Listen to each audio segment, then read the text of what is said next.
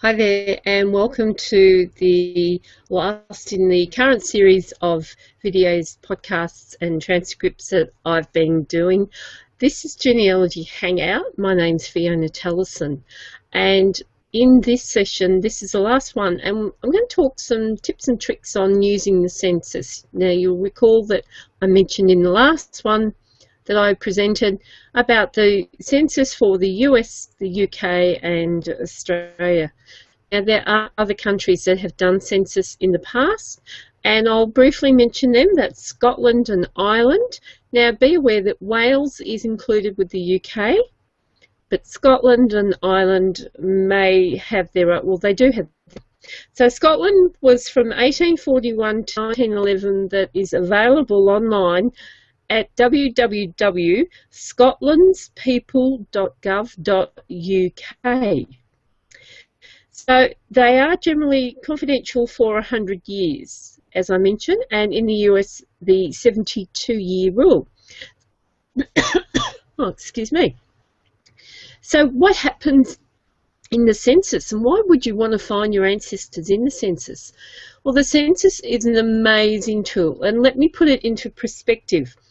I have a family member, my husband's great-great-grandfather, who was born in 1856. So the first census that we find him on is the 1861 census. Now, he was born in Liverpool, England, but he wasn't there in 1861. He was actually in Wales in 1861. And that got me thinking, why was he there? And I couldn't find his mother.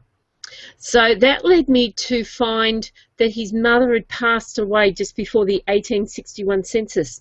So I was able to get her death certificate and find the information on how she died, and that was very helpful. So that really punched down or knocked down a brick wall for me.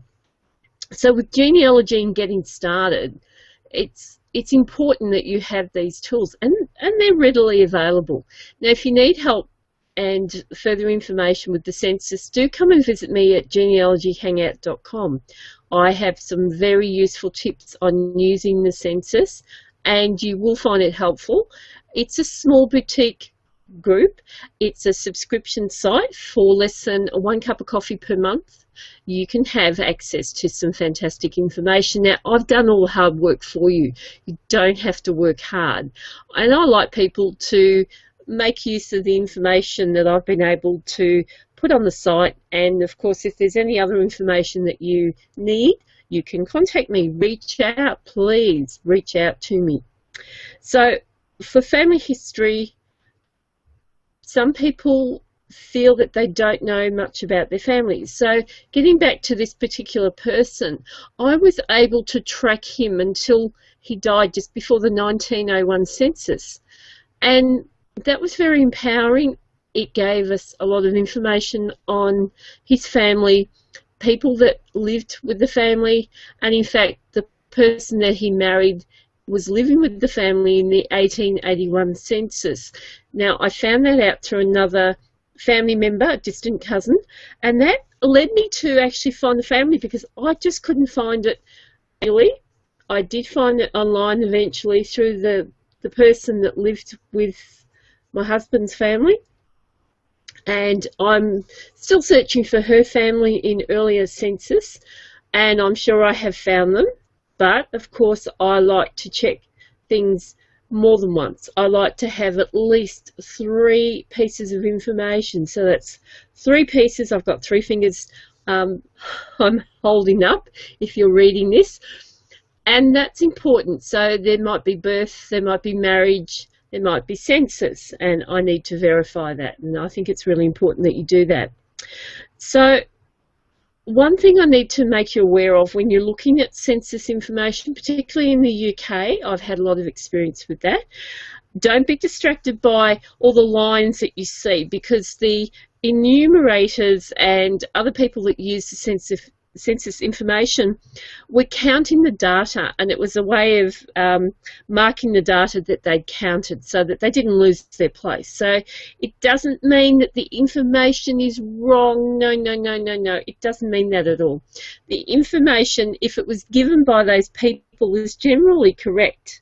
So fairly reliable. The 1911 census was fantastic because in the 1911 census for the UK, the head of the household actually filled out the census information and signed it. So prior to that, people used to go around door to door and used to listen to the head of the household and write down then and there on the spot. So the 1911 UK census was the first one that the household filled out, and consequently households filled them out from that time forward. So fantastic information. So there's some standard abbreviations, and I think it's really important that I cover it before this session finishes. You'll notice that the first name might be Smith, and obviously the next person might have been the wife. Normally it was the husband that was listed as the head of the house. Things have changed these days. And then there would be, for example, John Smith, Jane Smith, Bill Smith, Bob Smith. And rather than writing out Smith, the person would just write ditto or do, D-O. So if you see John Smith, Jane do, Bob do, Bill do, their name is not do. It's the same as Smith, okay? So very simple. And the names George, William and Elizabeth are abbreviated. So if you can't find the full name, G-E-O-R-G-E for George, try G-O, G-E-O. And for William, if you can't find William, try W-M. And for Elizabeth, it might be E-L-I-Z or just Liz. So a lot of names could be pet names as well. And be aware that if someone's missing from that particular census information, they might actually have not been at that household for that night. So they may be elsewhere. And that's happened to our family. I think it was in the 1901 census that the mother was someone else. And she was a midwife, so she may well have been doing a delivery for that night, or she may have just been staying with friends. We can only speculate for that information at the moment. So, a couple of dates that I want to cover for the UK census, and I've spoken more about the UK census this time because when you're checking your ancestry, a lot of people do go back to the UK, even those in the US. So, the 1841 census was taken on the 6th of June, the 1851 was taken on the 30th of March, the 1861 was taken on the 7th of April, 1871, 2nd of April, 1881 on the 3rd of April, 1891 on the 5th of April, 1901 was on the 31st of March, and 1911 was taken on the 2nd of April. So you can see that there's a bit of a pattern there now. So from around about 1861 it was taken around the beginning of April. And the same with the US, they started being taken on the 1st of April. So I hope you've enjoyed this information. Remember, genealogyhangout.com. Get started. Don't put it off. Find your family history. Check your ancestry, and above all, have fun, and I'll see you soon. So thanks and bye for now. Cheers.